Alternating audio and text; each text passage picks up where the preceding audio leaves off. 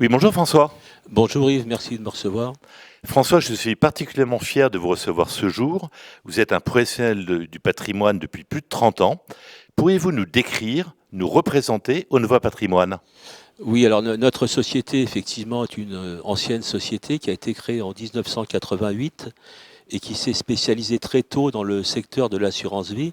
Alors je vais vous raconter, si j'ai quelques instants, une anecdote. C'est qu'à l'époque, lorsque j'ai constitué cette société, je suis allé voir les agents de change, qui sont les ancêtres des sociétés de bourse, pour leur faire part de l'opportunité que constitue l'assurance vie pour la gestion de leurs actifs, notamment sur la durée, de figer les capitaux sur des contrats à long terme.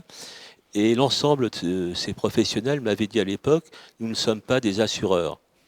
Et le premier qui a franchi le pas, c'est brillamment d'ailleurs, c'est la société Odo, qui avait créé à l'époque un contrat d'assurance vie dédié à leur SICAV, ce qu'on appelait les SICAV à l'époque.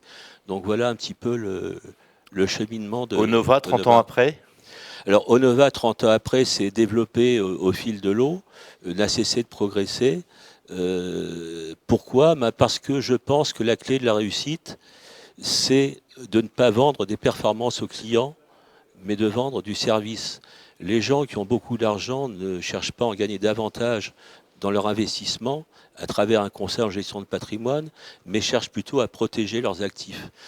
Si je peux replacer une anecdote que j'aime bien, c'est le conseiller patrimonial de la banque ou le CGPI qui gagne 5 000 euros par mois, qui va expliquer à quelqu'un qui vient le voir, qui a gagné 5 millions parce qu'il a vendu son entreprise, comment gagner de l'argent.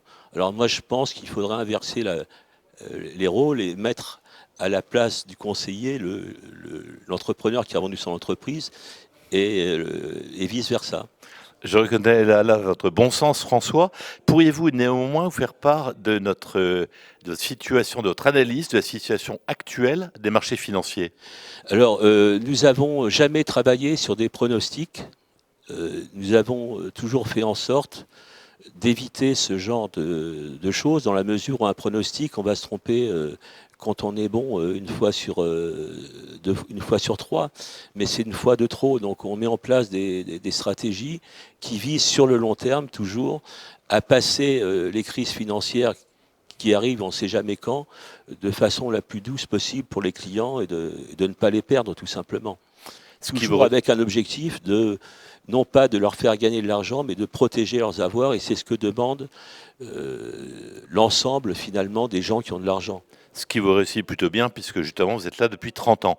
En conclusion, François, nous sommes en début d'année 2023.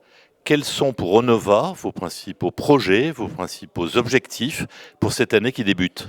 Je dirais que les objectifs de 2003 sont les mêmes que les objectifs de 88. C'est de continuer sur la même approche des clients, les fidéliser, sécuriser leur avoir et surtout ne pas leur vendre de la performance ou leur vendre du rêve.